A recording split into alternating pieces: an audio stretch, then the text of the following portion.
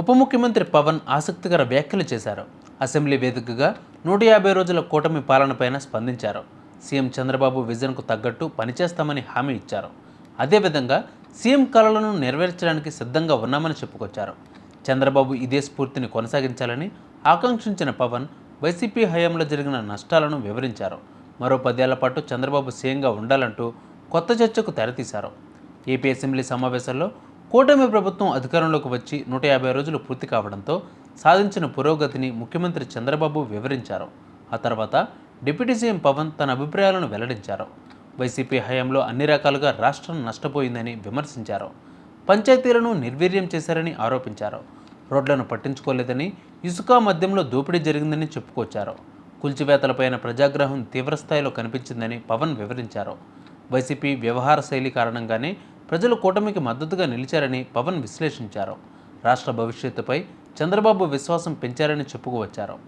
ఈ అంశంలో తనకు సీఎం చంద్రబాబు పైన పూర్తి నమ్మకం ఉందని చెప్పారు. రాబోయే రోజుల్లో ఏపీ ఆర్థిక వ్యవస్థ $1 ట్రిలియన్ ఎకానమీగా అందుకుంటుందని పవన్ ఆశాభావం వ్యక్తం చేశారు. వైసీపీ ప్రభుత్వ హయాంలో ప్రభుత్వ ఉద్యోగులకు 1వ తేదీన జీతాలు ఇచ్చిన పరిస్థితి లేదన్నారు. ప్రస్తుత ప్రభుత్వ ఉద్యోగులు ప్రతి నెల 1వ తేదీని జీతాలు ఇస్తున్నారని వివరించారు. రాష్ట్రంలోని 64 లక్షల మంది లబ్ధిదారులకు 4,000 చొప్పున పెన్షన్ అందిస్తున్నామని పవన్ చెప్పుకొచ్చారు. పంచాయతీలను బలోపేతం చేశామని చెప్పారు. అటు కేంద్రం నుంచి రాష్ట్రానికి అవసరమైన విధంగా అన్ని రకాల సహకారం అందుతుందని పవన్ వెల్లడించారు. రాజధాని పోలవరంతో పాటుగా రోడ్లు, రైల్వే లైన్ల కోసం వేల కోట్లు కేంద్రం కేటాయించిందని వివరించారు. వైపరీత్యాలు వచ్చిన సమయంలో నాయకుడు ఎలా ఉండాలో విజయవాడ వరదల సమయంలో చంద్రబాబు నిరూపించారని ప్రసంగించారు. చంద్రబాబు ఇదే స్ఫూర్తిని కొనసాగించాలని పవన్ కోరారు. మరో 10 ఏళ్ల పాటు చంద్రబాబు సీఎంగా ఉండాలి అంటూ పవన్ చేసిన వ్యాఖ్యలు ఇప్పుడు రాజకీయంగా కొత్త చర్చకు కారణమవుతోంది. పవన్ వ్యాఖ్యల వెనుక పరమార్థం ఏంటనే చర్చ మొదలైంది.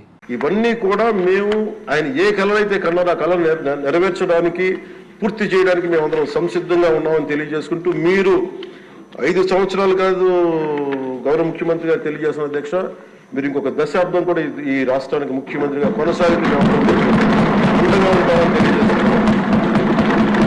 మీరు ఇదే స్ఫూర్తిని కొనసాగించాలని, ఇదే మీ ప్రతిభా పాఠవాలను చూపించాలని మనస్ఫూర్తిగా మేము కోరుకుంటూ